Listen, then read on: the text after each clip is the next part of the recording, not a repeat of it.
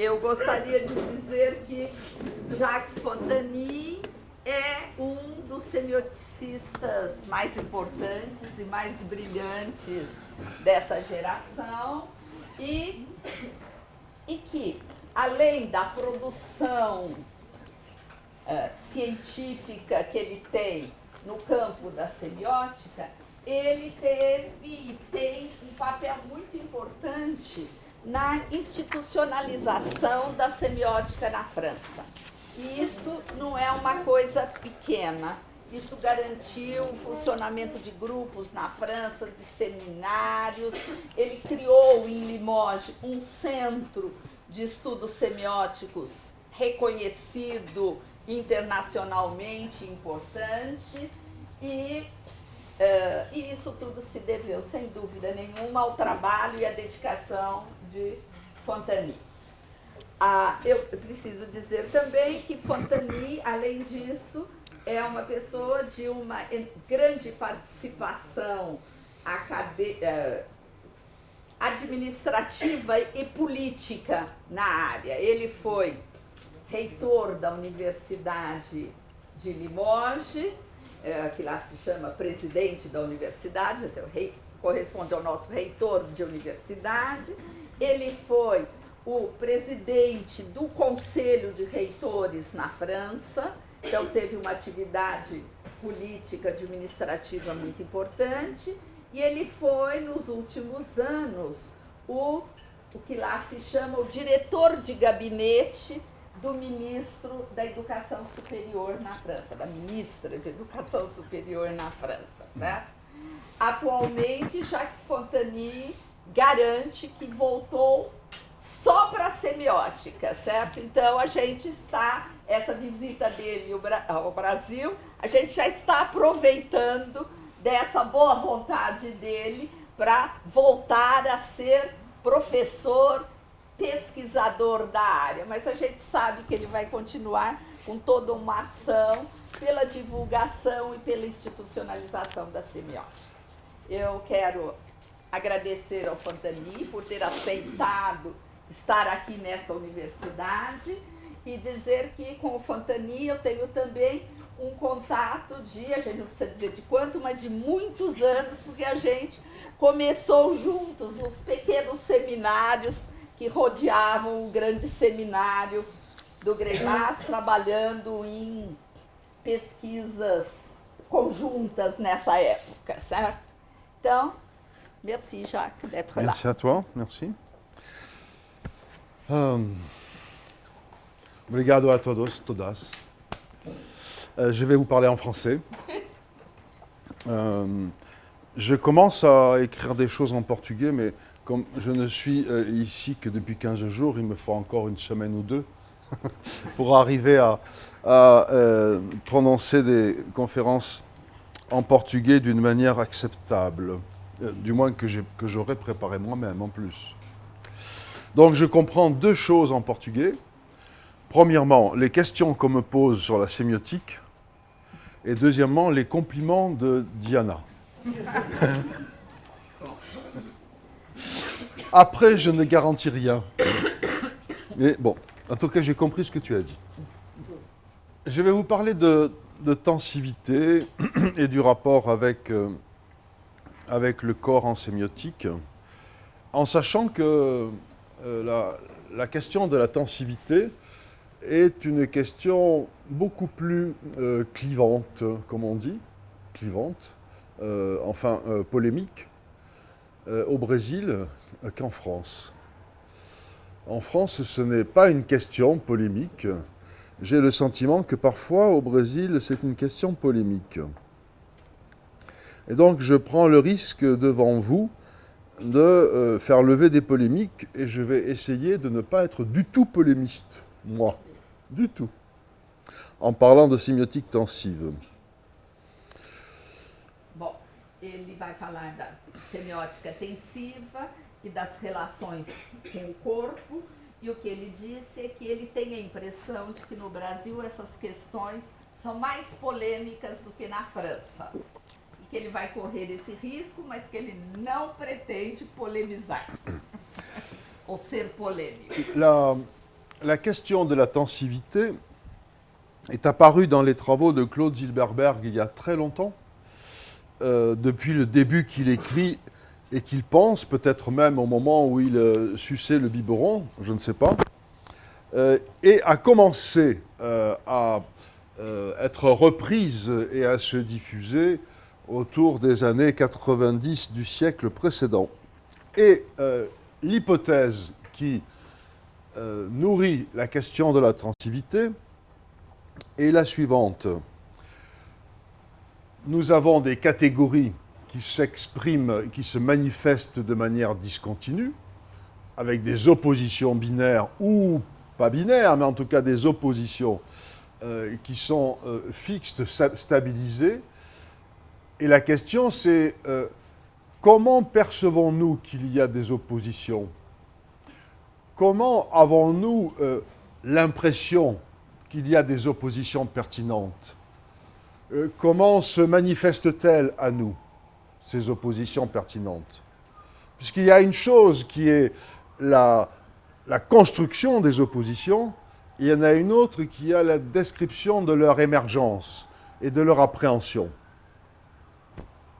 Bom, a questão da tensividade começou com Zilberberg, ele brincou que provavelmente desde a época que ele tomava mamadeira, certo? E tomou um corpo maior, foi mais difundida nos anos 90. E que a questão é a seguinte, nós dizemos, trabalhamos com categorias descontínuas, com oposições, que produzem oposições binárias ou não, mas a questão é de saber como percebemos que há uma oposição pertinente. Et même, on peut le dire d'une manière que Greimas avait lui-même aperçu et focalisé. Nous constatons des systèmes de valeurs dans l'analyse. Comment appréhendons-nous qu'il y a de la valeur? Comment percevons-nous dans les objets sémiotiques, les textes ou les images, que certaines manifestations, en quelque sorte, contiennent des structures de valeur? Et Greimas en a donné un exemple dans son Maupassant. Au début, quand l'étude sur les deux amis de Maupassant, au début de l'étude, quand il remarque que le texte dit que les deux amis sont poussés à aller à la pêche par le soleil qui leur chauffait le dos.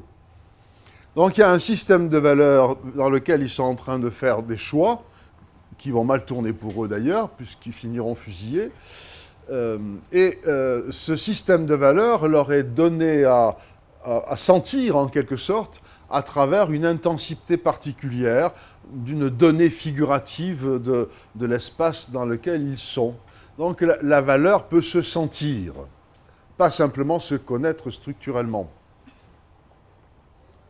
Bom, ele pega aí, diz que a gente pode pensar o problema também a partir do sistema de valores proposto por Greimas, e aí fazer a mesma pergunta. Como percebemos que há valores, como percebemos que os objetos contêm valores? E aí ele pega o exemplo da análise que Greimas faz de um conto do Maupassant, Dois Amigos, em que nesse conto o Maupassant diz que o sol empurrava, levava esses dois amigos a irem pescar, o que acaba mal, porque eles são fuzilados, né? E que então há aí um sistema de valores que pode ser sentido. Tá? Et on peut dire en quelque sorte que la sémiotique tensive s'intéresse plutôt à la manière dont nous faisons l'expérience de la structure plutôt qu'à la manière dont la structure est stabilisée. Comment nous en faisons l'expérience à travers les formes complexes des objets sémiotiques. Et à partir du moment où on parle de ressentir, percevoir, faire l'expérience, il y a bien sûr un corps sensible. Il y a un corps sensible et c'est la raison pour laquelle on ne peut pas développer une sémiotique tensive sans avoir une représentation d'un corps sémiotique sensible. C'est la raison pour laquelle aussi on ne peut pas développer une sémiotique tensive sans l'ancrer directement dans l'affect, dans la sensibilité et dans l'affect.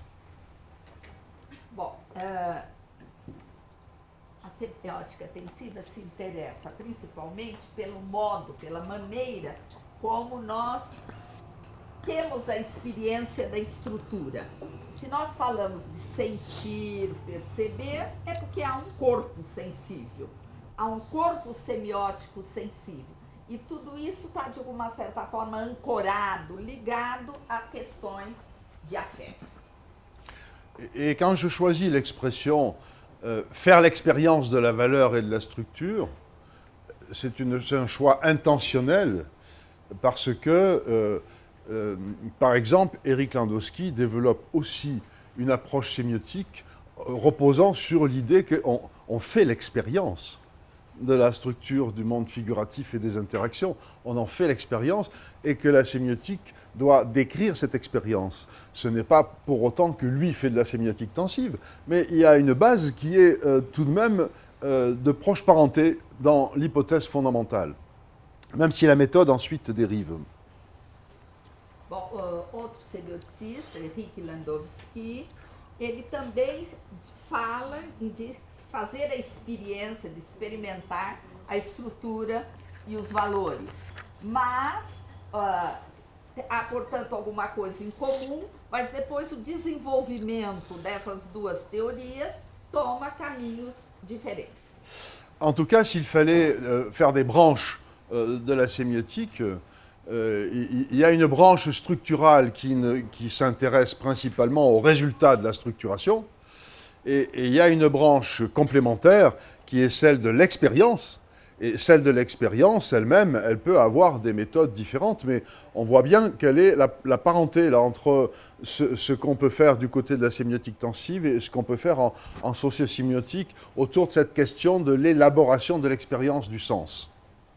Então, se fôssemos pensar em ramos da semiótica, há uma direção, um ramo estrutural, preocupado com esses resultados dessa análise, e um ramo preocupado com a experiência. Nesse ramo preocupado com a experiência, nós podemos ter várias direções. Un deuxième commentaire préalable pour cette introduction. Je crois qu'il faut revenir à Saussure et à E.M. Schleff pour comprendre où se trouve la place de l'expérience de la structure.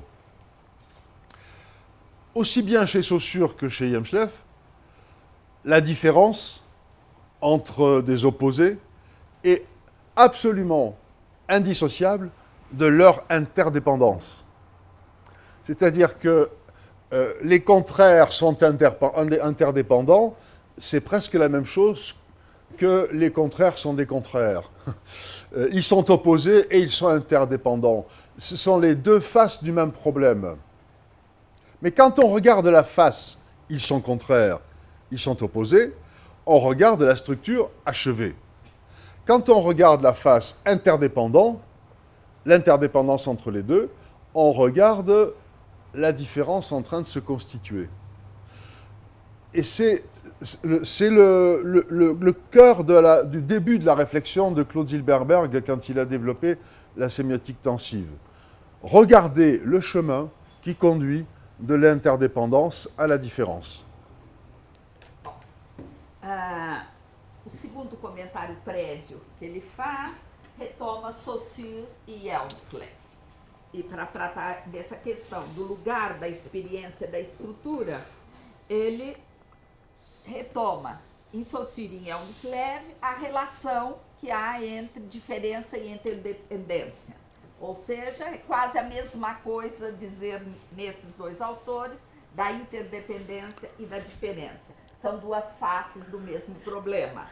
Só que, aí ele continua, quando se fala da diferença, estamos pensando na estrutura terminada. E quando falamos da interdependência, estamos pensando que ela está em constituição, em construção. E que o caminho que tomou Zilberberg para propor a questão da tensividade foi de verificar exatamente qual era o caminho da interdependência à différence. Donc si on doit situer la sémiotique tensive par rapport à plusieurs options possibles, moi je dirais d'abord que ce n'est pas une position strictement objectale. La position objectale, c'est celle pour laquelle la signification n'est accessible que dans une reformulation métasémiotique. Ni une position strictement subjectale. La position strictement subjectale, c'est celle pour laquelle la signification n'est accessible que sous condition d'une instance énonçante et d'une énonciation subjective. Donc c'est une position expérientielle, justement, parce que la position expérientielle n'est ni entièrement objectale, ni entièrement subjectale, elle est entre les deux, et c'est pour ça que je tenais à établir cette relation entre la sémiotique expérientielle d'Eric Landowski et une sémiotique expérientielle à orientation tensive. Bom, para localizar pouquinho mais a semiótica tensiva, ele vai dizer que ela não toma nenhuma posição objetal, que trata de uma referência metasemiótica, nem de uma posição subjetal ligada diretamente ao sujeito, mas de uma posição experiencial, ou seja, que não é nem inteiramente objetal, nem inteiramente subjetal. E que é por isso que ele pode fazer essa aproximação com a posição do Landowski sobre o experiencial. Et donc cette expérience, pour la sémiotique tensive, c'est l'expérience d'un corps qui est soumis à des pressions intensives, des pressions extensives, des pressions dues à des énergies qui traversent son champ de présence, ou des pressions qui sont dues à des extensions qui organisent et occupent ce champ de présence. Mais voilà, pourquoi le corps est au centre? Parce qu'il est le siège de l'expérience et il est le lieu qui, en quelque sorte, éprouve les intensités et les extensions qui vont constituer le chemin menant à la différence. A experiência é, portanto, a experiência de corpo submetido a pressões intensivas e extensivas no seu campo de presença. O corpo é a sede da experiência, tanto de intensidade quanto de extensidade. Dans son dernier livre publié, Claude Zilberberg, le livre qui s'intitule Des formes de vie aux valeurs, Claude Zilberberg propose un développement tout récent de la sémiotique tensive que je ne suivrai pas. Je dirai pourquoi, mais je voudrais le signaler au départ. Ce développement consiste à considérer que l'intensité et l'extension sont respectivement pour l'intensité le monde, je dirais, intérieur, des affects, des représentations, et pour l'extension, le monde cognitif et de l'organisation du monde extérieur. Et il en déduit que la réunion des deux est une sémiose, c'est-à-dire que l'intensité, c'est du contenu, et que l'extension, c'est de l'expression. Donc, je vous le signale, mais pour vous dire que moi, je n'irai pas jusque-là, pour une raison que je vais expliquer tout de suite.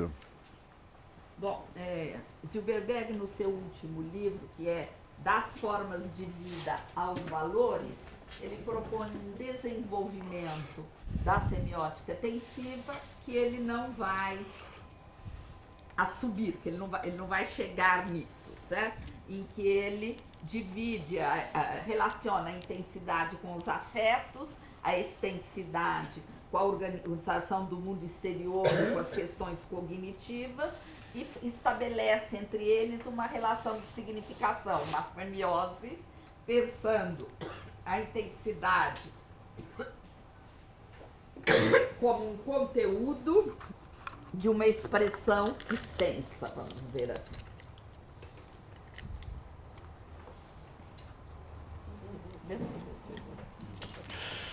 Oui, alors la raison pour laquelle je ne veux pas aller jusque-là, elle est très simple.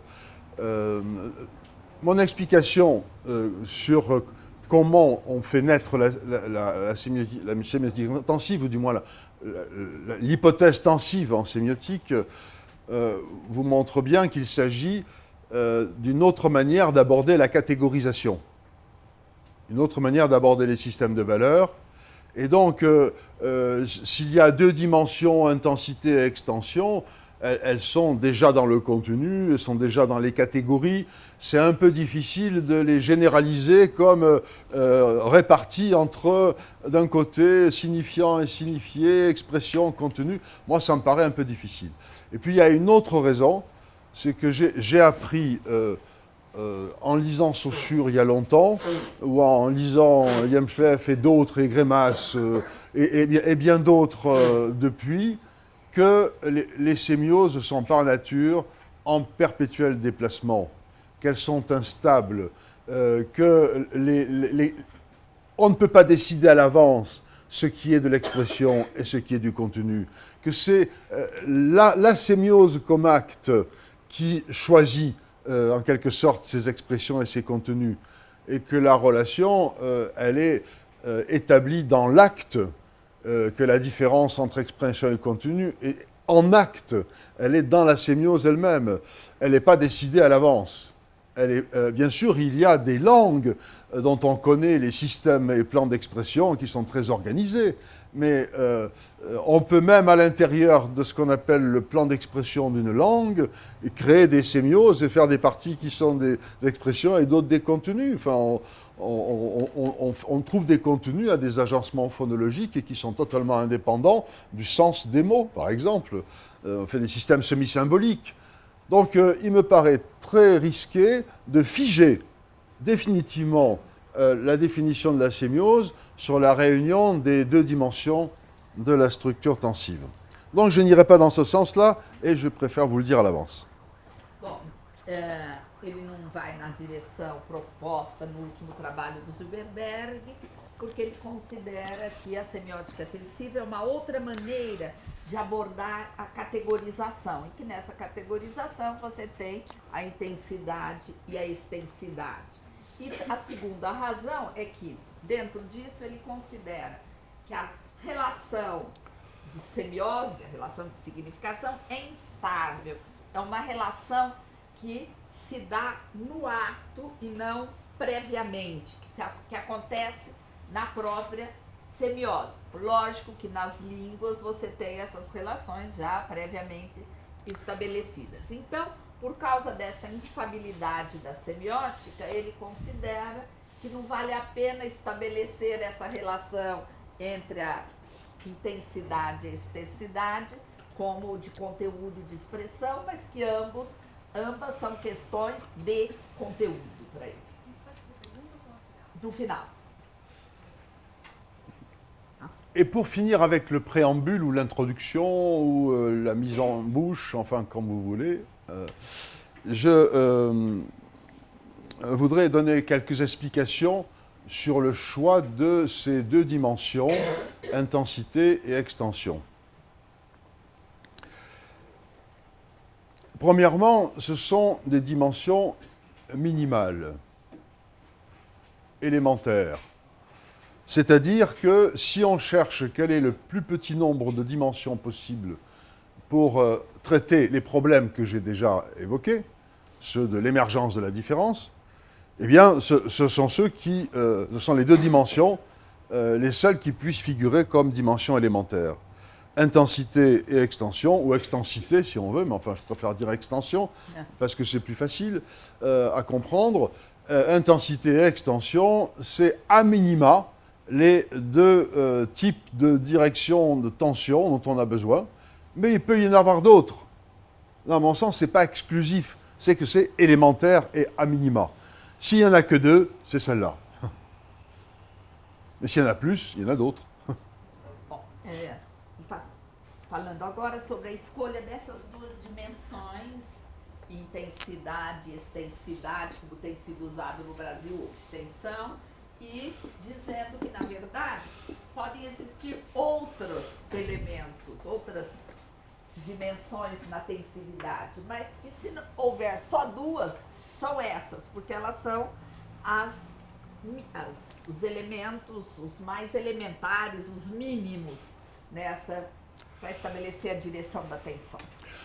J'ai fait un petit dessin ici représentant ces deux directions. Quand on le représente graphiquement, ce qui devient intéressant, c'est ce qui se passe ici, entre les deux axes, bien sûr. Mais il n'y a aucune raison que l'on limite, aucune raison de principe que l'on limite le nombre de directions à 2. La seule raison pour laquelle on limite le nombre de directions à 2, c'est qu'à partir de 3 ou 4 directions, on n'arrive plus à le penser, on n'arrive plus à le manipuler. Et donc, on choisit de manipuler des ensembles réduits, élémentaires. Mais on pourrait très bien avoir un schéma où il y aurait une autre dimension ici, une autre là, et on s'intéresserait aux relations multiples qu'il y aurait. La tensivité n'est pas par nature binaire. Elle est binaire parce qu'on décide de prendre la situation la plus simple. Et donc, dans la situation la plus simple, il n'y a que 2 directions, et ce sont l'intensité et l'extension. Voilà le raisonnement. Il n'y a pas de valeur absolue, en quelque sorte, de position absolue de l'intensité et de l'extension. J'insiste beaucoup, c'est un choix élémentaire et minimal. Então, está insistindo que é uma escolha elementar e mínima, que eu podia escolher outras direções para a tensão, mas quando eu começar a escolher muitas, eu não consigo mais trabalhar com elas. Portanto, escolher duas não significa que a tensão se organiza em direções binárias, mas que se escolheu trabalhar com 2 direções só. Et pour finir sur l'intensité et l'extension, comme il s'agit de repérer dans les organisations sémiotiques concrètes la manière dont nous pouvons faire l'expérience de l'apparition de la différence et de la valeur, il est très rare qu'on rencontre dans les organisations sémiotiques concrètes de l'intensité et de l'extension à l'état pur. On va rencontrer de la lumière, de la force, de l'énergie, de l'affectivité. De l'autre côté, on va rencontrer de la quantité, on va rencontrer de l'espace, on va rencontrer du temps, on va rencontrer des découpages en parties. Autrement dit, l'intensité et l'extension sont déjà le résultat d'une analyse de quelque chose qui se donne dans les textes et les images d'une manière beaucoup plus compliquée, et en tout cas beaucoup plus concrète. A gente não encontra nos textos intensidade e extensidade, estado puro, mas a gente encontra luz, quantidade, espaço, tempo, quer dizer, uns mais para o lado da intensidade, outros mais na direção da extensidade. Mas, ou seja, o que nós temos nos textos é muito mais complicado que um esquema desse tipo. Donc j'entre dans une présentation des 3 manières d'utiliser la tensivité. Je fais l'hypothèse et je constate qu'il y a 3 manières d'utiliser la tensivité. Je vais essayer de les caractériser toutes les 3. La première, c'est, je dirais, la manière phénoménologique. La deuxième, c'est la manière, une rhétorique générale de la tensivité. Et la troisième, c'est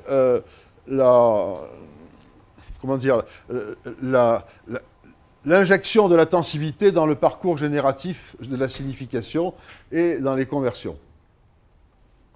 Bom, aqui acho que já está mais fácil. Vocês têm aqui as 3 maneiras de pensar a tensividade, uma primeira fenomenológica, uma segunda somente retórica e a terceira vendo o que a tensividade pode fazer no exame do modelo do percurso gerativo da semiótica. La première, l'approche phénoménologique, est probablement l'approche initiale.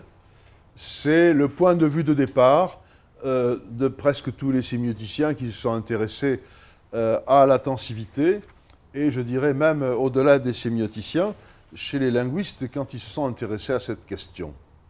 Cette approche phénoménologique, en effet, consiste à imaginer ce que je disais tout à l'heure, quels sont l'ensemble des impressions, des perceptions et des expériences qu'éprouve un observateur qui est situé par rapport à l'événement sémiotique ou par rapport à l'organisation sémiotique.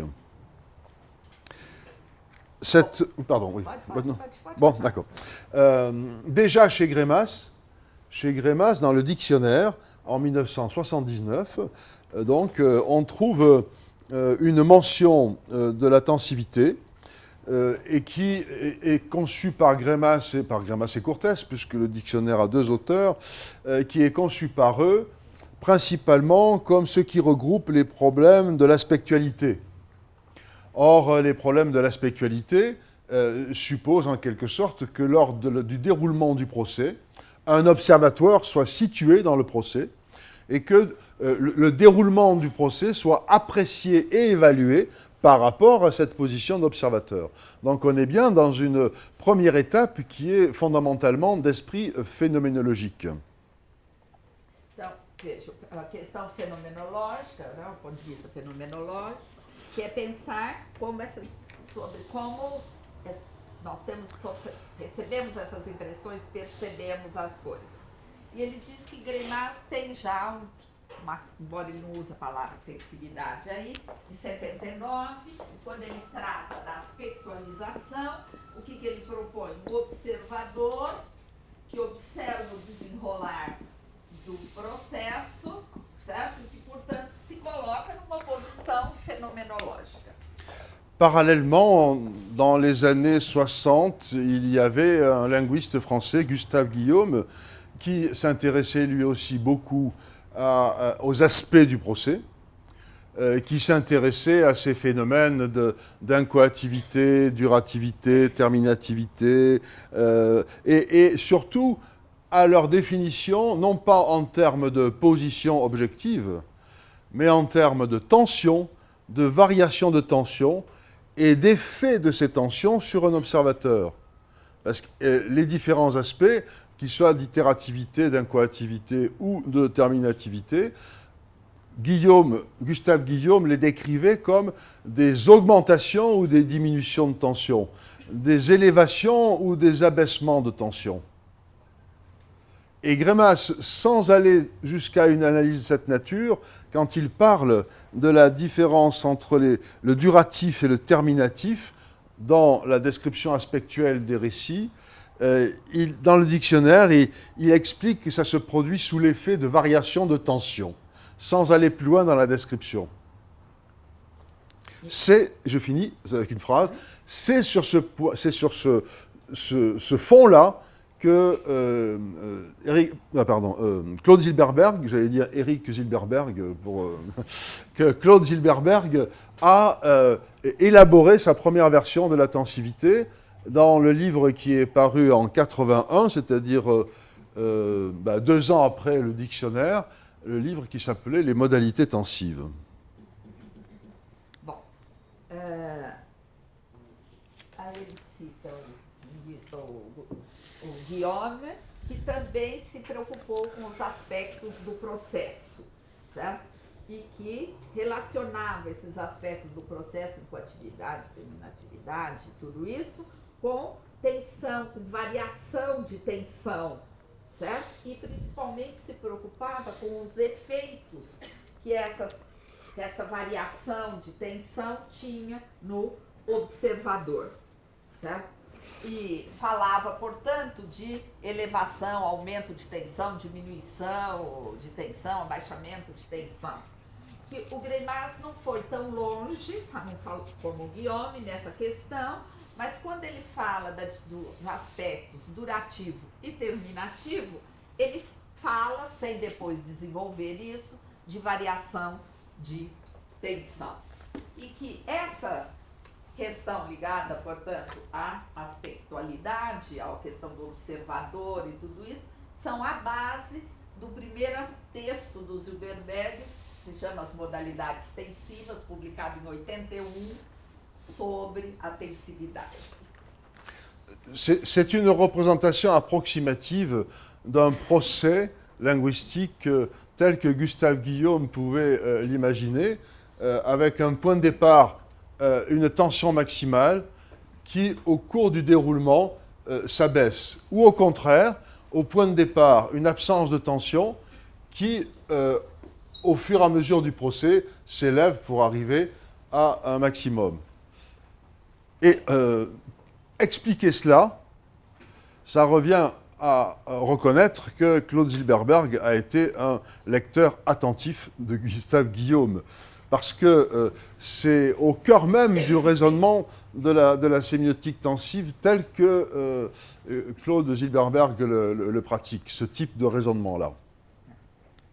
Você pode sair de uma tensão alta e abaixar a tensão, uma tensão baixa e erguer a tensão, como fazia o Guillaume, e no processo, o que mostra que Zilberberg foi um leitor atento do Guillaume, porque essas questões estão na base da sua semiótica tensiva. La tensivité reste dans le champ phénoménologique dans une deuxième étape avec Sémiotique des passions et le livre que j'ai écrit avec Claude Zilberberg, Tension et signification.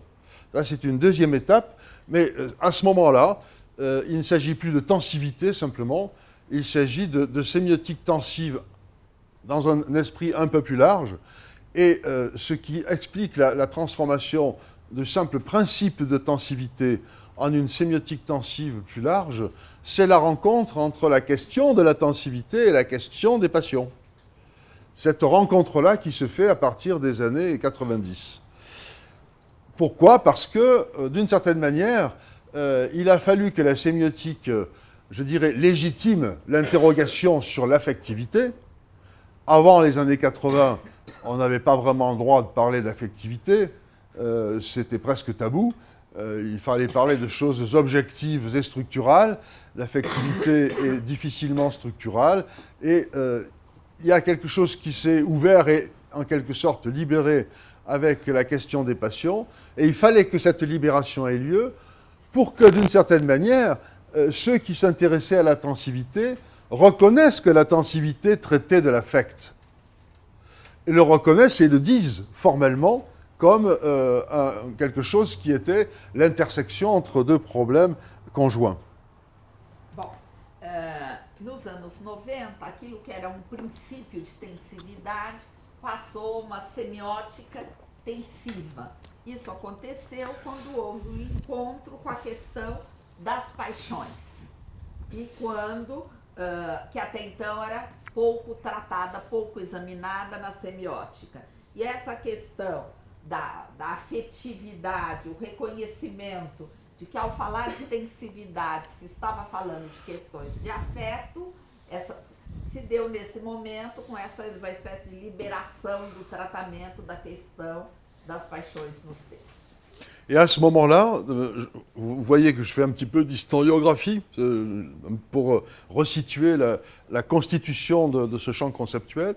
À ce moment-là, il y a eu d'autres intersections qui ont permis à cette rencontre entre la question des passions et la question de la tensivité de s'installer durablement ensuite pendant une dizaine ou une quinzaine d'années comme un champ nouveau et complémentaire de la sémiotique, parce que cette question a rencontré celle de la sémiotique subjectale de l'énonciation de Coquet, a rencontré la tradition benvenistienne à travers Grémas et la question de l'énonciation, a rencontré la question de l'expérience en sociosémiotique. Enfin, il y a eu quelque chose comme une série de convergences qui ont fait que la petite question originaire de la tensivité est devenue un problème très large en sémiotique, comme non pas une nouvelle sémiotique, mais un large pan complémentaire de ce qui se faisait jusqu'à présent. Bom, outras intersecções permitiram esta instalação desse campo novo de tratamento da questão dos afetos e das paixões. E ele mencionou principalmente a proposta do Coquet de uma semiótica do sujeito, subjetal, aos desenvolvimentos da semiótica da enunciação e de uma semiótica da experiência, principalmente na sociossemiótica do Landowski. Então, aquela questão que era um princípio de tensividade se mostrou uma coisa muito mais ampla no domínio de todas essas questões na semiótica. Le cœur de la tensivité phénoménologique, c'est le champ de présence. J'ai évoqué l'expérience tout à l'heure, le corps qui fait l'expérience. Autour du corps qui fait l'expérience s'installe un champ de présence. Ce champ de présence se caractérise par justement les deux valences que j'ai tout à l'heure installées, là, l'intensité et l'extension. Les deux valences en question, intensité et extension, ne sont pas simplement des flèches sur un dessin. Ce sont des propriétés du champ de présence. Ce sont les propriétés de ce que le corps de l'expérience éprouve. Donc c'est en cela que la sémiotique tensive, autour de cette question du champ de présence, retrouve des positions d'expérience, comme je disais tout à l'heure, et aussi des positions de Jean-Claude Coquet concernant les instances énonçantes. Donc on est dans la sémiosis énonçante, autour d'un opérateur qui est le corps propre de l'énonciation et qui découvre en quelque sorte les interdépendances à partir desquelles il va construire de la différence. Bom, o coração dessa questão fenomenológica da tensividade é o que se chama campo de presença. Ou seja, aquele corpo que faz a experiência, ao redor dele se instala um campo de presença, certo? E que, portanto, essas questões que ele tinha desenhado ali da intensidade, da extensão ou da extensidade, essas valências, são, na verdade, propriedades do campo de presença.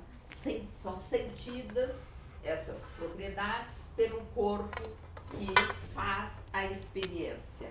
E aí a gente passa a pensar numa semiose enunciante, certo? Que se instala.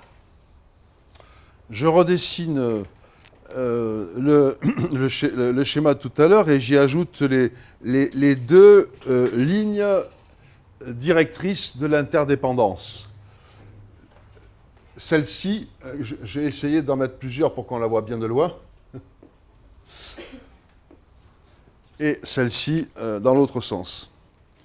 Puisqu'il s'agit de comprendre comment de l'interdépendance produit de la différence dans ce champ de présence.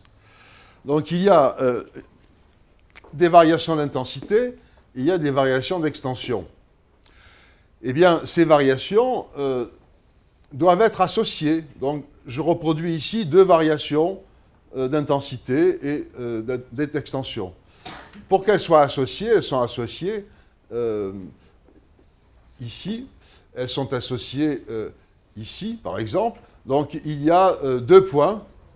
Il y a deux points dans cet espace qui correspondent à l'intersection entre les deux variations d'intensité et d'extension. C'est à l'intérieur de cet espace que l'on va percevoir les différences. Là, on a des variations graduelles, on a des variations de la présence, donc en intensité ou en extension, et dans la correspondance entre les deux, on va apercevoir des différences. Então, aí ele está mostrando como da interdependência, com essa proposta, se chega à questão da diferença, que era a proposta inicial. Então, ele mostrou ali variações de intensidade, variações de extensão, e mostrando que aí você estabelece os pontos da interdependência de um com o outro, e entre os dois pontos propostos é que se estabelece a diferença. Aqueles dois pontozinhos que ele fez agora em vermelho. Et dans la sémiotique tensive, c'est ça qui compte. C'est ça qui... O que conta na semiótica? Parce que, qu'est-ce que ça signifie? Ça signifie que quand je diminue l'intensité, j'augmente l'extension. Pour obtenir une augmentation d'extension, je dois baisser l'intensité. Pour obtenir une augmentation d'intensité, je dois diminuer l'extension. Donc, cette formulation qui a l'air un peu étrange et abstraite dit exactement pourquoi de l'interdépendance fabrique de la différence. La différence est entre ces deux-là, et elle se produit parce qu'il y a interdépendance entre variation d'intensité et d'extension. Então, quando eu diminuo a intensidade, eu aumento a extensão. Quando eu aumento a intensidade, eu diminuo a extensão. E é isso que mostra que há uma interdependência entre a variação de extensão e a variação de intensidade, a variação de extensão, e que a diferença vai surgir exatamente a partir dessa interdependência. Mais il y a une autre solution. Avec les mêmes variations d'intensité, je peux produire un autre type de différence en faisant ceci. Donc, l'augmentation d'intensité va s'accompagner d'une augmentation d'extension, et c'est cette différence-là qui va se traduire par une autre direction, que je reproduis comme ceci, qui portera donc la différence, mais toujours sur la même base d'une interdépendance entre intensité et extension. Sauf que dans ce cas-là, l'interdépendance n'est pas une inversion. Tout à l'heure, l'interdépendance était une inversion. On avait une augmentation d'intensité qui s'accompagnait d'une diminution d'extension. Là, on a une augmentation d'intensité qui s'accompagne d'une augmentation d'extension. Donc il n'y a pas d'inversion. Mais c'est encore une tension intéressante qui produit de la différence, elle aussi. Aí uma outra forma de produzir a diferença, que aquela foi pela inversão, aumentava a intensidade, diminuía a extensão e vice-versa. Aqui não, aqui o aumento da intensidade corresponde a um aumento da extensidade e que, portanto, é uma outra forma de interdependência que produz diferença, certo? Só que agora a diferença está marcada ali, naquele risquinho vermelho. On pourrait dire aussi diminution de l'extension associée à diminution de l'intensité, dans l'autre sens. Mais ça serait exactement la même différence. Donc maintenant, je peux vous expliquer pourquoi il y a deux directions qui sont fondamentales dans la structure tensive. C'est celle qui va dans ce sens-là, dont je viens de donner un exemple, et puis c'est celle qui va dans ce sens-là. C'était le premier exemple de tout à l'heure. Alors, pour préciser les choses, ceci apparaît dans Tension et Signification, dans la collaboration entre Claude Zilberberg et moi. Dans la suite des travaux de Claude Zilberberg, lui, ne se veut plus s'intéresser à celle-là. Donc, on ne trouve chez Claude Zilberberg ensuite que des tensions inverses de ce type-là. Et chez moi, on continue à trouver des structures tensives qui ont cette allure-là, où il y a les deux possibilités disponibles pour la variation des tensions. Mais il faut bien reconnaître que celle qui est inverse est plus spectaculaire intuitivement que celle qui n'est pas inverse, puisque celle qui n'est pas inverse a l'air de ressembler à un simple mouvement d'augmentation générale, aussi bien de l'intensité que de l'extension ou de diminution générale, mais parfois c'est fort utile. Então, essas duas formas de pensar a tensão, ele disse que eles fizeram isso no livro Tensão e Significação, que é um livro escrito em colaboração Jacques Pantani e Claude Zilberberg, e que a partir daí o Zilberberg se interessou por uma delas, principalmente, que é a tensão inversa, certo? E que ele continuou a se preocupar com as duas, embora reconheça que essa tensão inversa é mais espetacular e a outra parece só um aumento ou uma diminuição geral, tanto da intensidade quanto da extensão. E que a inversa é mais interessante realmente para se trabalhar. Alors maintenant, je vais donner une indication plus brève des deux utilisations différentes que l'on peut constater, enfin différentes, des nuances d'utilisation de la tensivité qu'on peut rencontrer aujourd'hui. Là, ce que j'appelle une rhétorique générale de la tensivité, c'est-à-dire Claude Zilberberg tout seul, et celle de l'utilisation de la tensivité dans le parcours génératif et les conversions, c'est-à-dire plutôt les gens qui travaillent comme moi. Donc, rhétorique tensive. Claude a élaboré ce que je crois pouvoir appeler une rhétorique tensive générale à partir de 2002, qui détaille les différentes composantes du schéma tensif, bien sûr l'intensité et l'étendue, mais il détaille ensuite d'autres dimensions, par exemple de l'intensité, la tonicité et le tempo, et d'autres dimensions pour l'extension, la temporalité et la spatialité.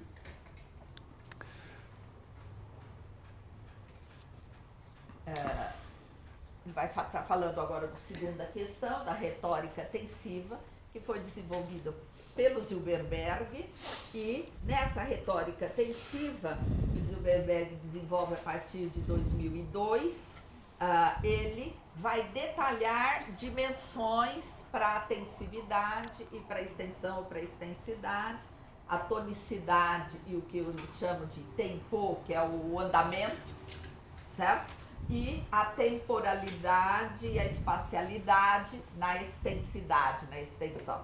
Então, seriam para nós a tonicidade, o andamento et la temporalité et la spatialité. Et de la même manière, il va commencer à démultiplier les opérations tensives autour de la question des forèmes.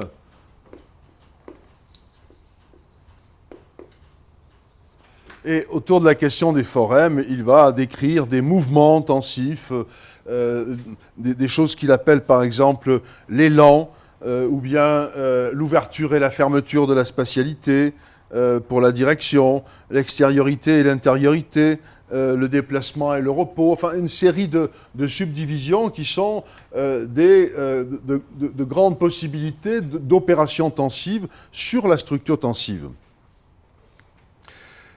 C'est ce que j'appelle une rhétorique parce que ce n'est pas une sémiotique générale, c'est une description très efficace d'un champ de la sémiotique générale qui est celui de la surface discursive dans son rapport avec l'affectivité, principalement. Donc c'est pour ça que c'est une rhétorique dans les deux sens du terme, puisque ça se trouve en surface, dans l'organisation discursive, et d'autre part, ça produit des affects, puisqu'on sait que la rhétorique, c'est l'art de produire des passions et des affects, ou de les exprimer. D'ailleurs, Claude dit lui-même que c'est une analytique de l'affect. Il ne dit pas que c'est une rhétorique, mais c'est construit comme une rhétorique avec ses figures, ses transformations, et tout ce qui constitue l'habitude d'une dimension rhétorique. Bon. Zilberberg desenvolve também uma série de operações sensíveis de Elan, vários tipos de triagem, de todos esses tipos, e que ele está chamando de retórica, porque não é exatamente uma semiótica geral, mas é um meio muito eficaz e de trabalhar com questões que são da superfície discursiva e que tem relação com a afetividade, ou seja, esse jogo todo dessas categorias e operações aí produz e exprime afeto, certo? Ele propõe toda uma série de figuras, de elementos desse tipo, e que, portanto, estão mais ligadas à questão da retórica, que é, por excelência, um lugar de produção e de expressão de afetos.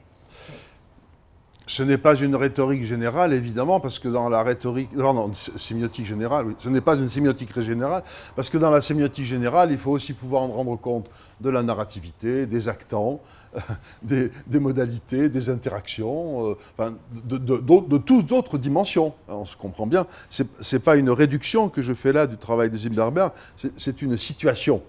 J'essaie de le situer par rapport à une sémiotique dans son ensemble. Et cette rhétorique, il continue à la développer avec un raffinement, enfin des divisions que je ne vais pas décrire. Je crois que le plus simple, c'est quand même que vous lisiez vous-même Claude Zilberberg plutôt que ce soit moi qui vous le décrive. Avant de passer à la deuxième, et pour comprendre pourquoi il peut y en avoir une deuxième, tensivité, il faut préciser que jamais dans aucun de ses travaux, Claude Zilberberg n'a pris en compte le parcours génératif de la signification. Non pas qu'il l'ignore, mais il est en dehors du parcours génératif de la signification, ou plutôt, il doit être situé quelque part, enfin moi je pense qu'il est situé dans la couche discursive et dans la formulation, je dirais, rhétorique de ce qui prépare la manifestation, mais jamais Claude Zilberberg ne s'est soucié, à titre personnel, de se situer de cette manière. Je pense que ça explique beaucoup de malentendus d'ailleurs, parce qu'ensuite il faut faire le travail de réintégration pour comprendre comment ça peut s'articuler et pas comment ça peut se continuer en parallèle. Personne ne gagne à ce que ça continue à se développer en parallèle. En revanche, tout le monde a quelque chose à gagner, à savoir comment ça peut s'intégrer ou s'articuler et à quel moment et à quelles conditions. Donc le problème maintenant, c'est comment cette rhétorique-là, ou la question de la tensivité, peut-elle être prise en compte à l'intérieur d'une sémiotique plus générale et plus englobante.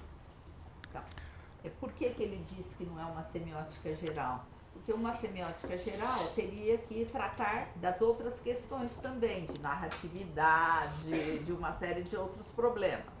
Então, o que o Fontani está dizendo é que Zilberberg não se interessou nunca de ver essa grande contribuição que ele deu, onde é que ela entraria numa proposta geral, numa proposta de uma semiótica geral. Ele, Fontani, acha que ou que ele está fora do percurso ou está no nível discursivo do percurso, mas que é mais interessante para a semiótica é pensar onde colocar esta retórica proposta pelo Zilberberg na relação com os outros elementos de uma semiótica geral, que só teríamos a ganhar com isso, em vez de pensar essas coisas paralelamente, certo? Mas integrá-las numa proposta geral.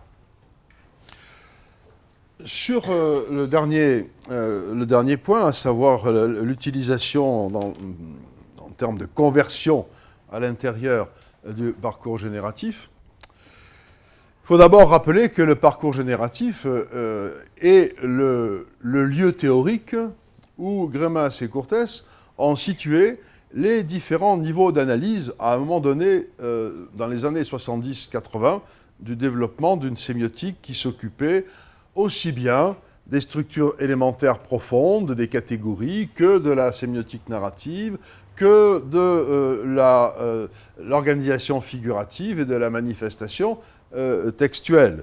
Et donc le parcours génératif était une hypothèse d'organisation de toutes ces catégories. C'était une époque où la générativité était à la mode, puisqu'il y avait aussi un parcours génératif en grammaire chez les Chomskiens.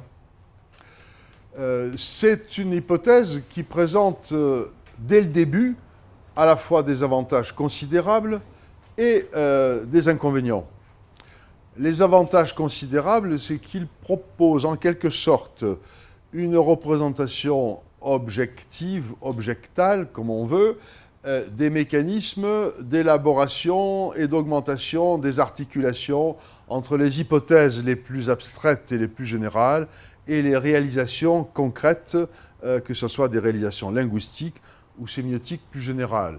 D'autre part, l'autre avantage considérable pour l'économie d'une théorie en général, c'est qu'une démarche générative permet d'avoir à chaque niveau le plus petit nombre d'éléments possible. C'est-à-dire de démultiplier en quelque sorte les produits de l'analyse en les distribuant sur les différents niveaux. Donc par exemple, dans le schéma narratif, dans le parcours génératif de Greimas, on peut au niveau actantiel ne plus avoir que 4 actants, ou même 3 actants si on veut, alors que Propp, lui, il avait 31 fonctions narratives. Pourquoi? Parce que les autres déterminations qui permettent de calculer toute la différenciation des rôles et des acteurs, elles se trouvent à un autre niveau. Par exemple, les modalités. Donc, c'est exactement la même chose dans la version chomskienne. La distribution générative d'une théorie permet cette organisation économique des différentes catégories. C'est les deux avantages. Mais il y a un inconvénient, c'est que le passage d'un niveau à l'autre est toujours un mystère. Et c'est ce mystère qui rend la générativité problématique aussi bien dans la grammaire chomskienne que dans la sémiotique narrative. Il y a un seul exemple de conversion entre niveaux chez Greimas qui est parfaitement explicité, c'est celui du passage de la masse phorique, c'est-à-dire la phorie, euphorie, dysphorie, qui est la simple expérience de l'attraction-répulsion que le corps propre peut éprouver vis-à-vis des mouvements dans le monde, à un autre niveau qui est celui des articulations modales, attirant, repoussant, acceptable, inacceptable, souhaitable, pas souhaitable, insupportable, supportable, désirable, indésirable, etc., c'est-à-dire les modalités de l'être. C'est la seule conversion qui a été assez bien décrite et qui intuitivement soit, je dirais, satisfaisante. Enfin, bon, et j'essaierai d'expliquer pourquoi. Bom, então agora ele vai tratar da última questão, que é a tensividade no nível pensada no percurso gerativo da significação, e ele falou um pouquinho sobre o percurso gerativo da significação, que é uma hipótese proposta por Greimas de como se organizam todas essas categorias da narratividade, da discursividade, da tematização, da figurativização, tudo isso. E que esse modelo tem vantagens e tem inconvenientes. As vantagens é que propõe uma explicação objetiva aí do aumento de sentido e da passagem do abstrato ao concreto, do mais simples ao mais complexo, do mais abstrato ao mais concreto, e que o fato de ser uma proposta gerativa propicia uma organização econômica das diferentes categorias. Eu posso ter um número pequeno de hactantes, é um exemplo que ele dá, e porque depois as outras questões vão ser tratadas com a modalização desses hactantes e assim por diante, certo? Que é o que faz o Chomsky na sua proposta do percurso gerativo na gramática, certo? E o inconveniente é que sabemos pouco sobre a conversão de um nível para o outro, certo? E ele dá o exemplo de que a única questão de conversão que é bem conhecida e proposta por Greimas é passar da foria, do eufórico, do disfórico, do nível das estruturas fundamentais, para a questão das articulações modais no nível narrativo, onde eu passo, então, do eufórico, do disfórico, para o que é desejável, suportável e por aí afora. Dans Sémiotique des passions, écrit à quatre mains, avec Greimas, enfin Greimas et moi, il y a une expression qui vient de Greimas, c'est dans le tout début, parce qu'il a passablement contribué dans les 20 premières pages, et dans ces 20 premières pages, il y a une expression que moi j'ai reproduite, parce que c'est moi qui ai fait la rédaction de l'ensemble ensuite, sans trop, au moment où je l'ai fait, me rendre compte de ce que ça pouvait exactement avoir comme conséquence.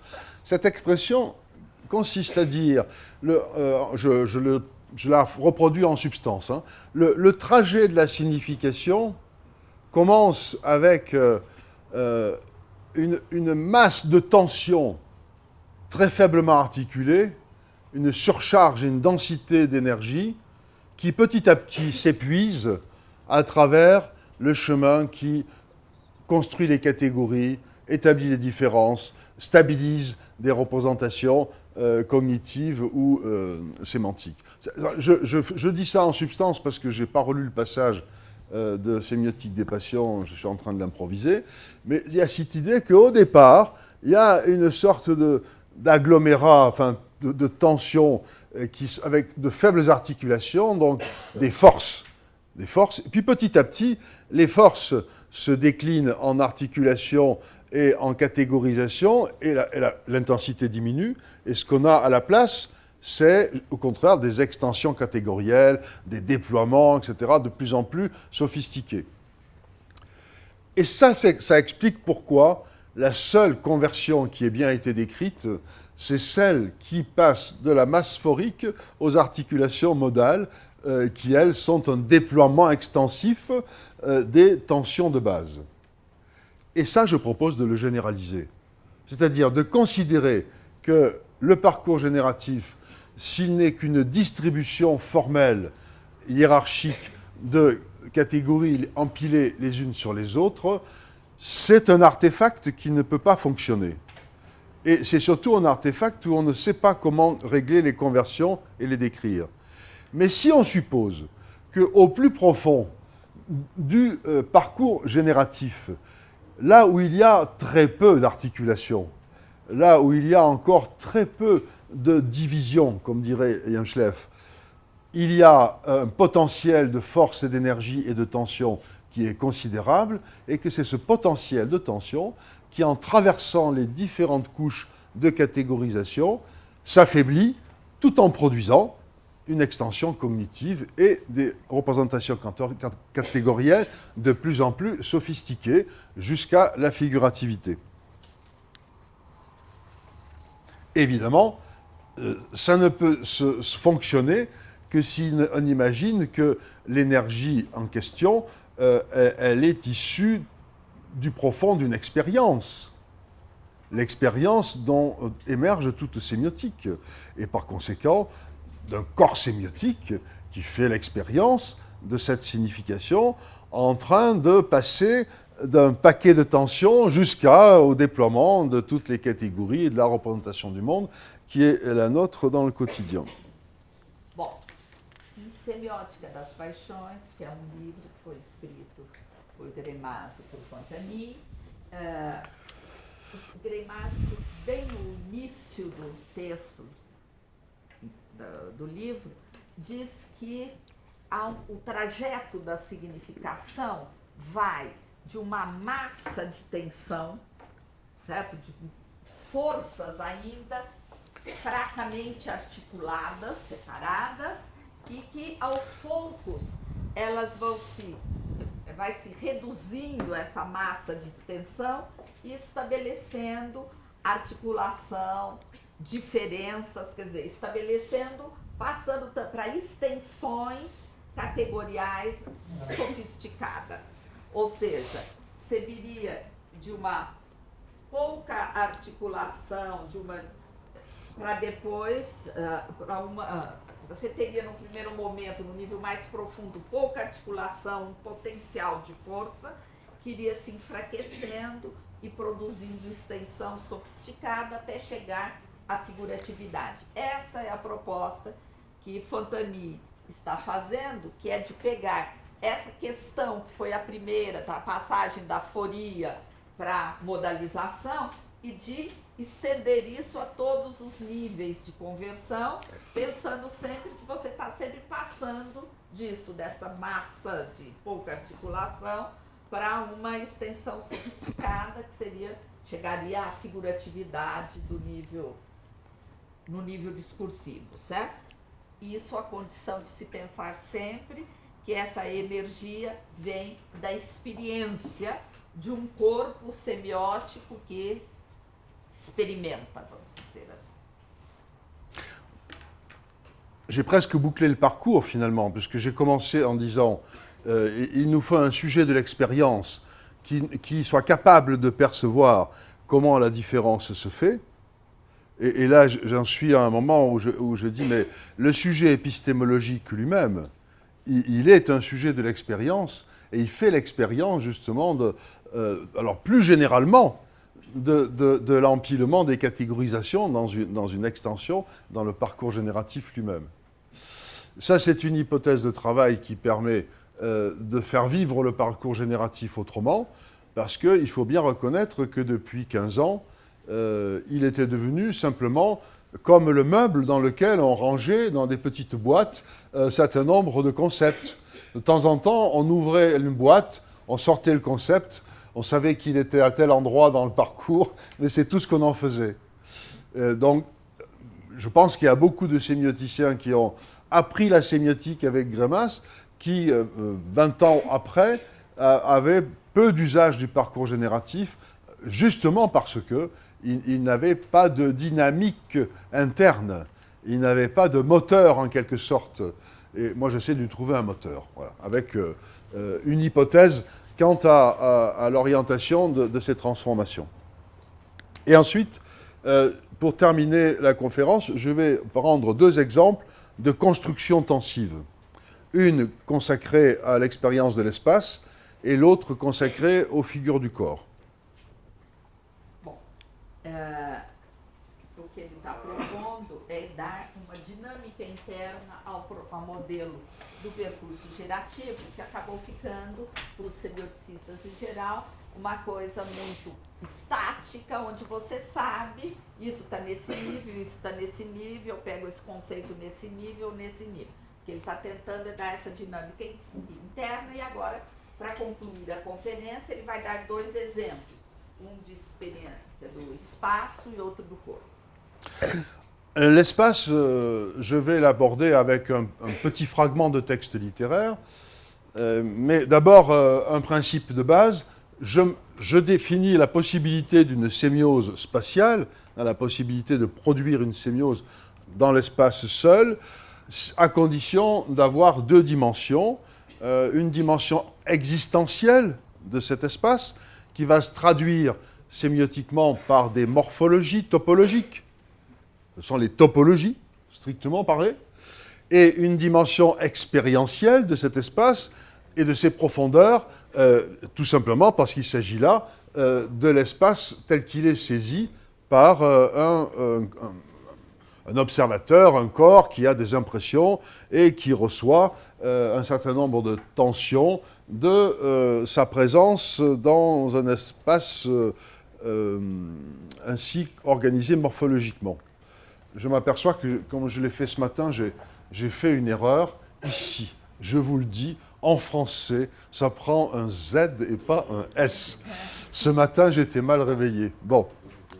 Donc, la sémiose spatiale, la sémiose spatiale va réunir ces 2 dimensions et va rapprocher en quelque sorte les expressions topologiques des contenus d'impression et d'expérience de celui qui éprouve cet espace.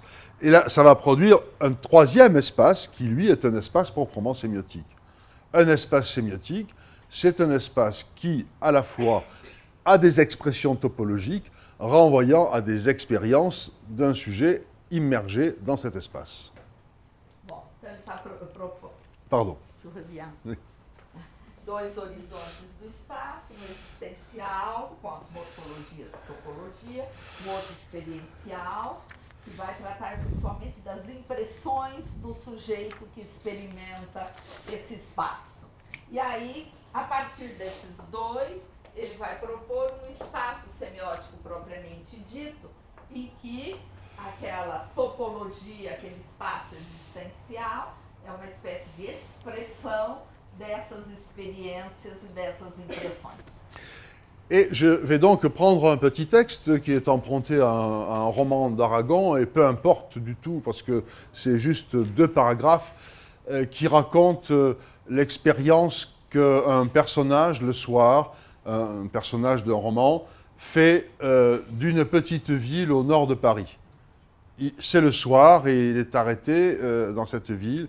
Il la parcourt. Ce personnage est un général, enfin un militaire. Et ça a des conséquences sur la manière dont l'espace va être appréhendé. Donc je vais vous montrer un premier fragment. C'est découpé en 2 paragraphes. Je vous en montre un. J'essaie de vous montrer quelles sont les tensions qui sont en train de se mettre en place. Et dans le 2e paragraphe, ensuite, comment il y aura des résolutions et comment se produit une véritable sémiose spatiale sous des contraintes tensives. Bom, ele vai pôr um texto da Aragon E esse texto do Aragon fala de uma cidadezinha nos arredores de Paris e o sujeito que está experimentando isso é um militar. Alors, je vous lis le texte parce qu'il faut le regarder attentivement. MacDonald, c'est le personnage, décida de faire un tour dans cette ville qu'il connaissait mal. Dieu sait ce qui s'y trafiquait. Une bourgade, pas plus, mais toute en façade, avec des jardins derrière et des champs, des potagers, un restant de nuit inquiétante dans les terrains non bâtis, une petite cité traversée d'eau mystérieuse, dont les lacis c'est les rues qui tournent et qui retournent, dont les lacis se comprenaient mal, sans plan, qui plongeaient soudain sous les maisons, sous les rues, disparaissaient pour surgir ailleurs. Où en était-ce d'autres? Des eaux échelonnées, de moulins, de tanneries, de teintureries. Alors, le problème de cette expérience, c'est que elle adopte un parcours qui est cumulatif, et par définition, un parcours cumulatif ne peut aboutir à une sémiose réussie que s'il est exhaustif. Cumuler, c'est atteindre une somme, et l'exhaustivité est le critère de valeur de l'accumulation. Alors, on la voit, la stratégie cumulative, là. D'abord, des structures de phrases paratactiques avec des successions de morceaux de ville. Hein, des moulins, tanneries, teintureries, des champs, potagers, de la nuit, et puis des façades, des maisons, des rues, etc. C'est-à-dire, à chaque fois, la ville est constituée de séries, des séries d'objets. Deuxièmement, chacune de ces séries comprend des séries, puisque ce n'est pas une façade, c'est des façades. Ce n'est pas une teinturerie, c'est des teintureries. Donc à chaque fois, il y a des séries de séries.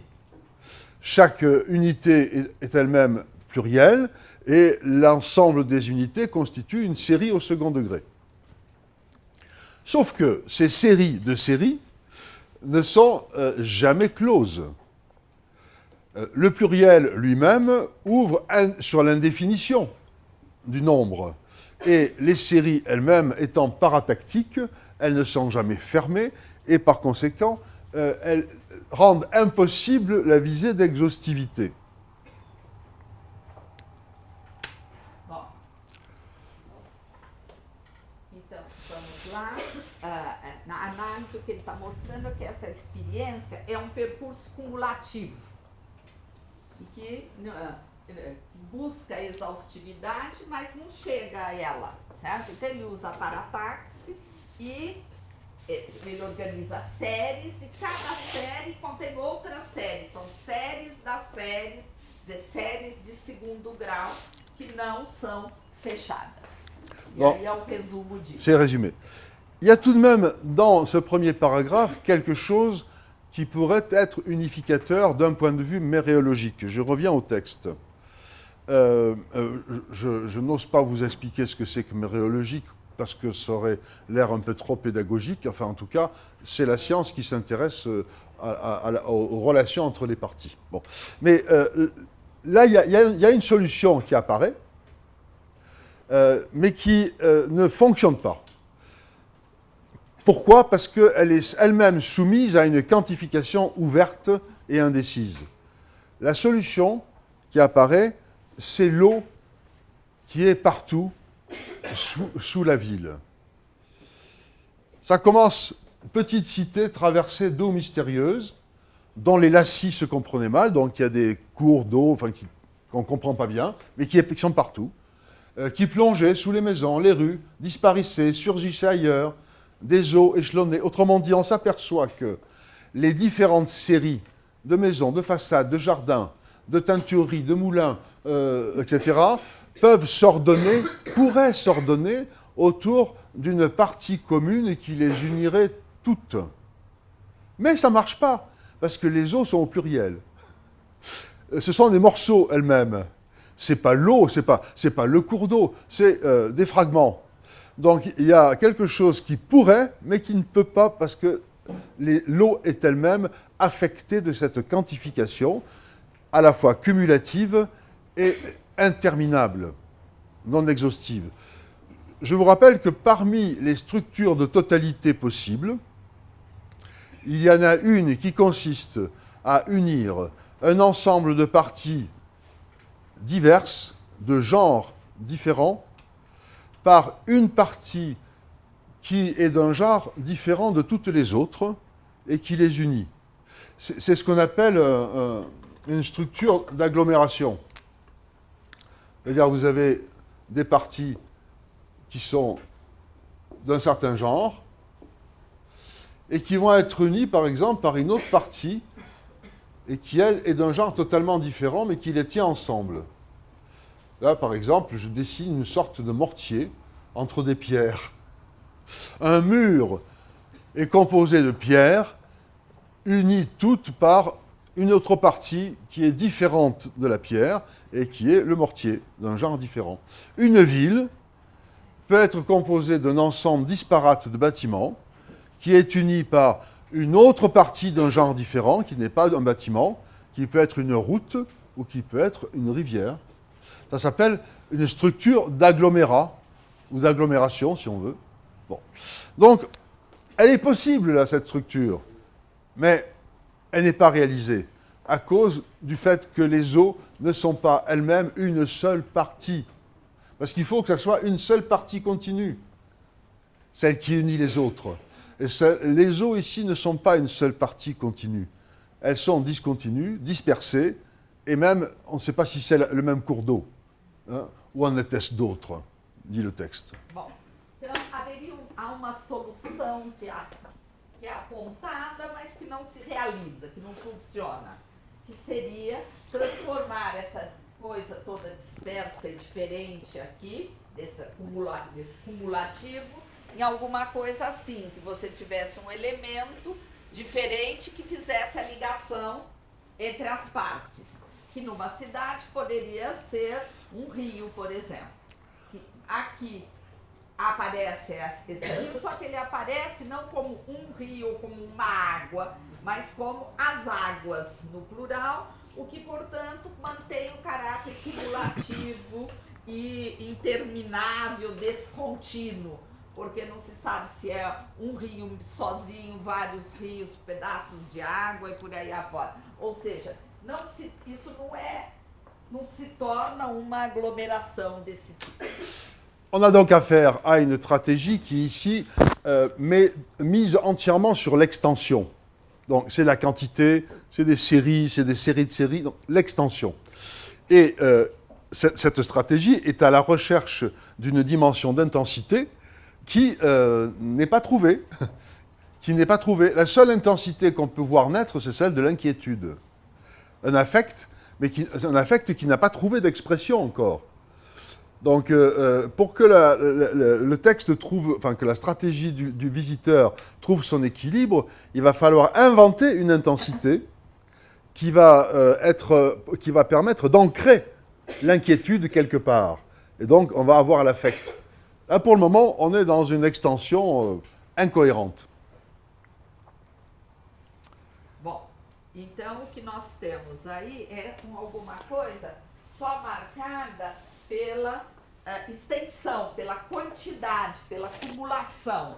E o que então se está buscando é uma intensidade que resolva essa questão. E a única que apareceu nesse texto, por enquanto, foi a inquietude, certo? Mas que não tem uma expressão ainda no texto, e é isso que se precisa buscar, é ancorar a inquietude em algum lugar. Et voilà la deuxième partie. Je prends beaucoup de temps, c'est un problème.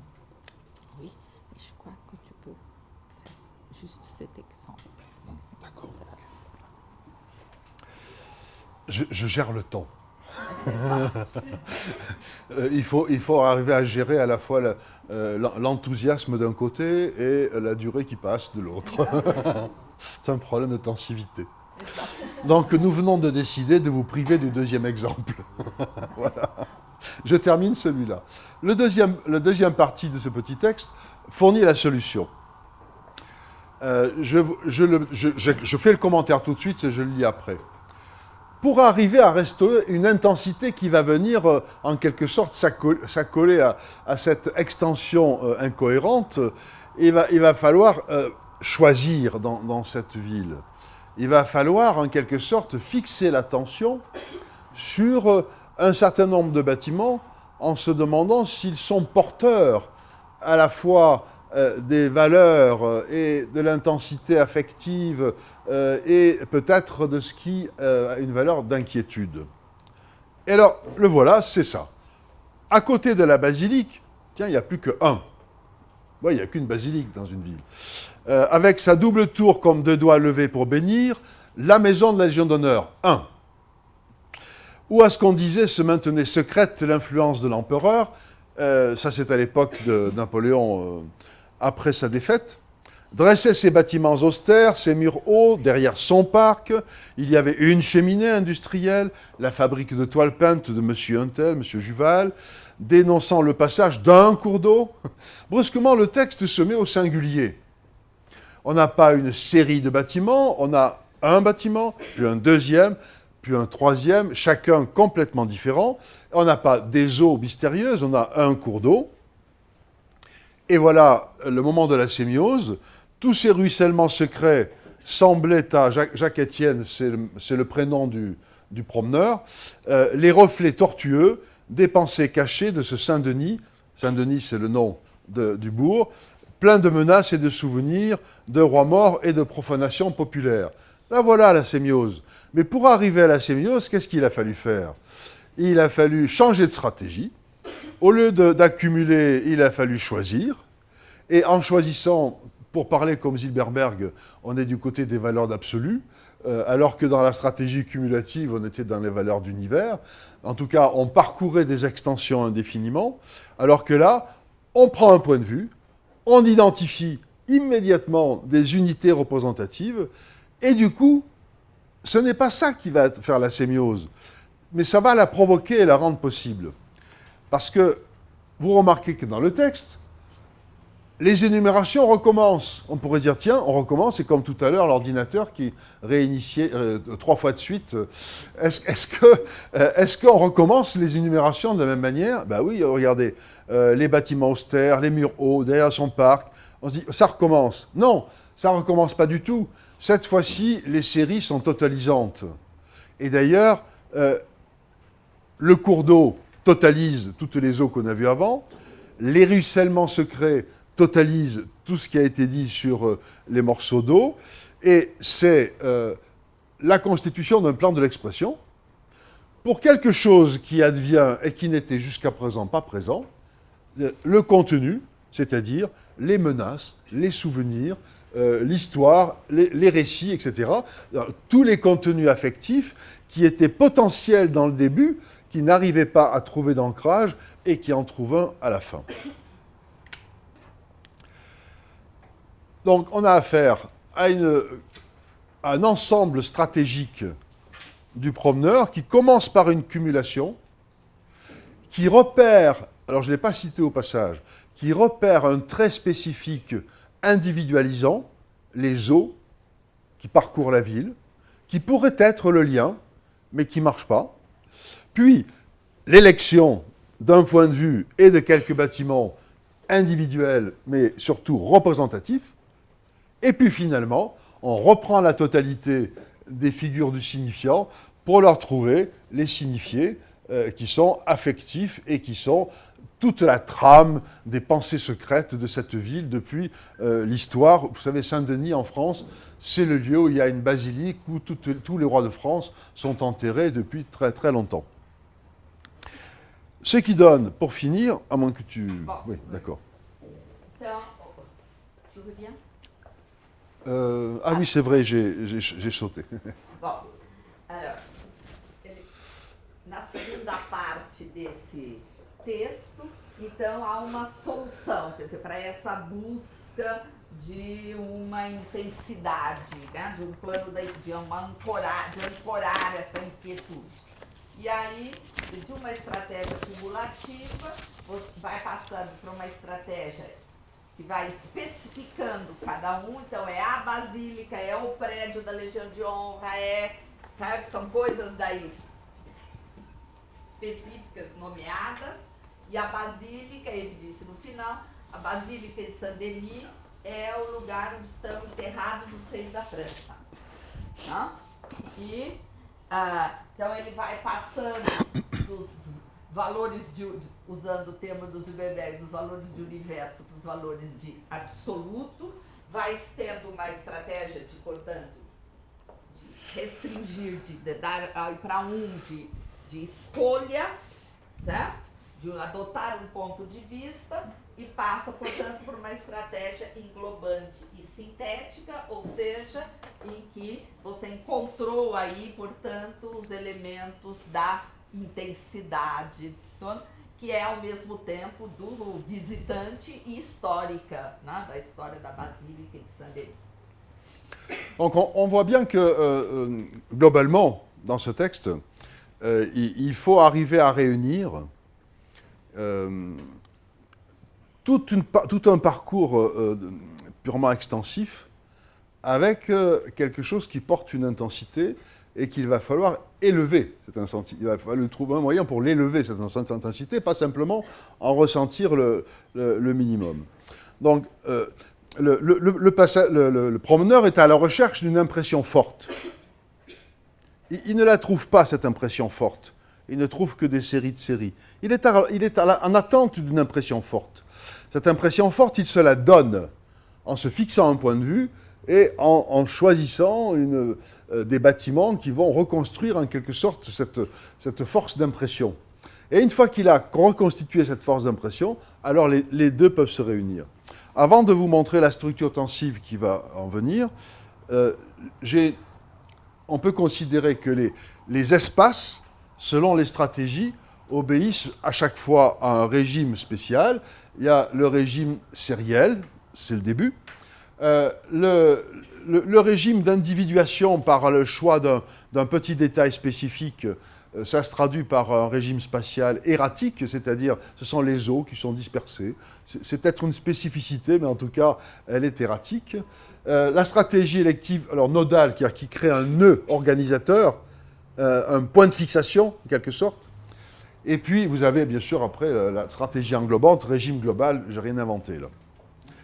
Então, aí são os regimes espaciais, a primeira parte com o cumulativo e o regime serial. Na segunda, em que você começa a especificar, o que ele chamou de um regime errático, quando você faz a escolha de um ponto de vista determinado, um regime nodal, e finalmente, na estratégia englobante, um regime global. Avec les valeurs qui sont attachées à chaque stratégie et à chaque régime d'espace. Pour la première, l'exhaustivité, pour le deuxième, l'individualité, pour le troisième, la représentativité, et pour le dernier, la totalité cohérente. Donc on voit petit à petit se mettre en place une catégorisation qui va trouver position dans la structure tensive suivante. Então aí a exhaustividade no primeiro dos regimes, a individualidade no segundo, representatividade e totalidade coerente no último, no régime. Bon, ceci je l'ai déjà commenté, je ne vais pas recommencer. Je viens de le dire tout à l'heure. La sémiose, c'est la reprise du parcours des séries, la mise en relation avec une série nouvelle qui est de nature thématique et passionnelle, et la réunion. Bon, je n'insiste pas. Et pour arriver à cette structure tensive, dont les deux directions sont représentées par l'intensité de l'impression. J'ai insisté sur le fait qu'au départ, on avait une impression très faible, naissante, et qu'il fallait créer les conditions pour qu'il y ait une impression intense qui se mette en place. Et puis l'autre direction, c'est l'étendue qui est prise en compte par la saisie spatiale. Donc l'espace erratique, celui qui est en bas, c'est impression minimale et étendue minimale. L'espace sériel, celui de la cumulation, impression minimale ou nulle et extension maximale, sans exhaustivité, bien sûr. Mais pourquoi il n'y a pas d'exhaustivité? Parce qu'il n'y a pas d'intensité. Le paradoxe, c'est que pour atteindre l'exhaustivité d'une accumulation, il faut acquérir la certitude d'une impression globale que ça y est, c'est fini. Mais il manque cette impression. Cette impression, on va la trouver dans l'espace global, c'est-à-dire dans la stratégie englobante, qui, bien sûr, a toujours la même extension, ce sont toujours les mêmes séries, c'est toujours la même quantité de façades, d'objets, de bâtiments, mais avec une impression très forte qui a pu émerger et qui dit, voilà, je tiens le tout de cette ville. Et puis vous avez la stratégie élective, c'est-à-dire celle qui a consisté à prendre un point de vue et à trouver des parties représentatives de la ville pour comprendre les contenus qui est dans cette ville. Ça, c'est l'espace nodal. Et là, c'est la stratégie qui a tout déclenché dans la transformation dans le texte. Autrement dit, on a une transformation qui consiste à passer d'ici à ici, puis là, c'est le pivot, et on finit par l'espace global.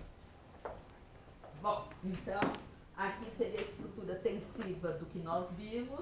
Então, aqui, olha, começamos aqui no espaço serial com a estratégia cumulativa, que é uma grande extensão, nada de intensidade, certo? Passou-se para esse espaço errático com uma estratégia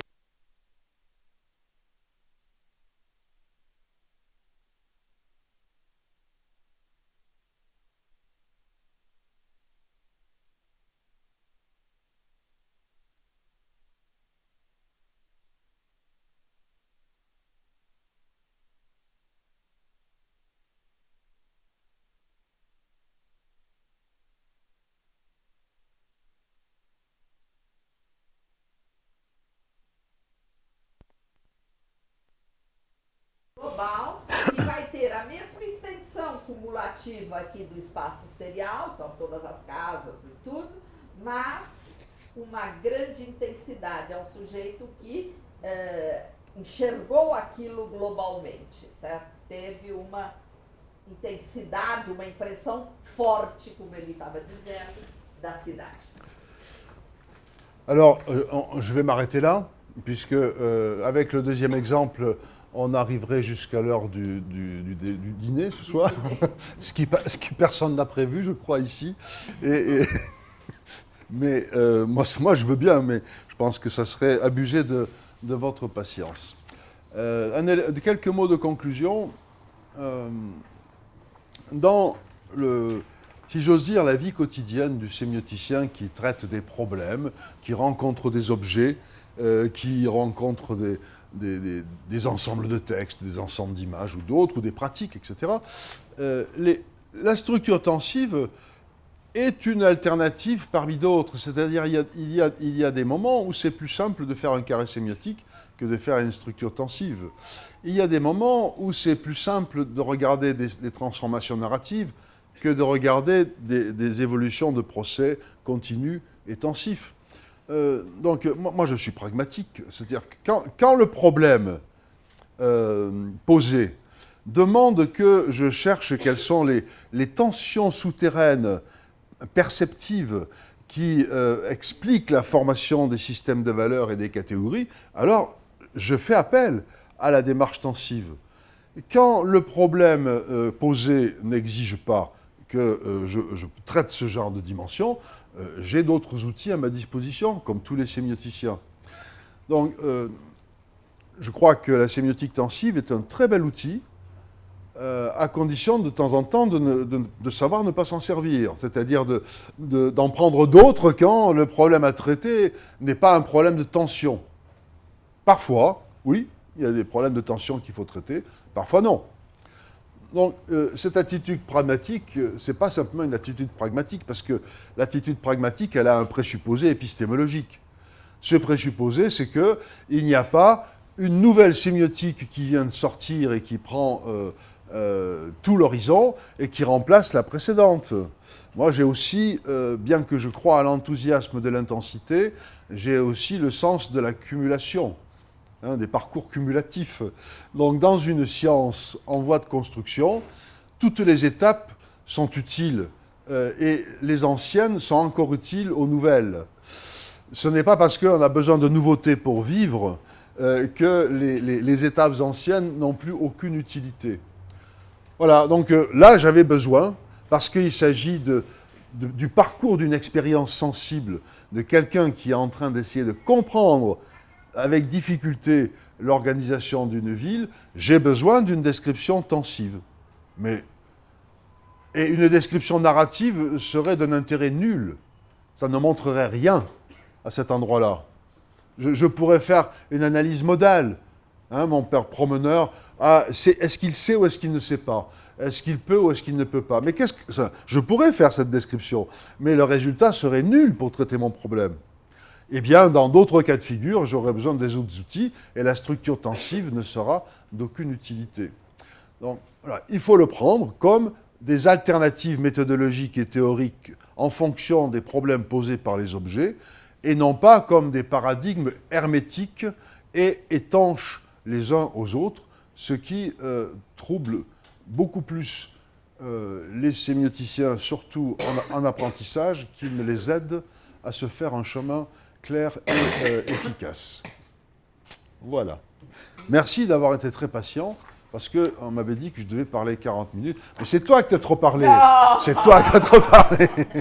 C'est toi. Vous avez remarqué, elle a dit qu'elle allait faire des résumés. Pas du tout. Elle a tout traduit. Elle a tout traduit. Et même parfois, elle a rajouté des concepts que je n'avais pas énoncés, mais elle connaît tellement bien les choses que c'était spontané. Bon. Bravo, hein? Bravo.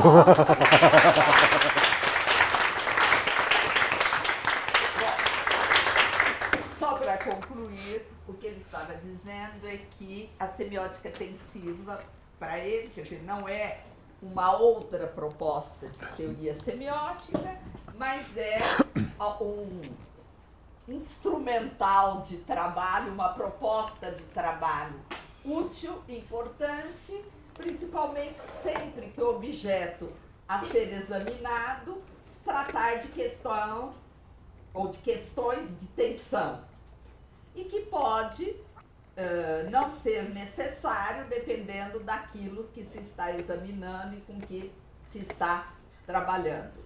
E que é bom que todos os jovens estudantes, principalmente, saibam disso e não substituam sempre um paradigma pelo outro, ignorando a importância de saber outras coisas também em semiótica. Em síntese, foi isso que ele disse e com o qual, vocês já sabem disso, eu estou completamente de acordo. Bom,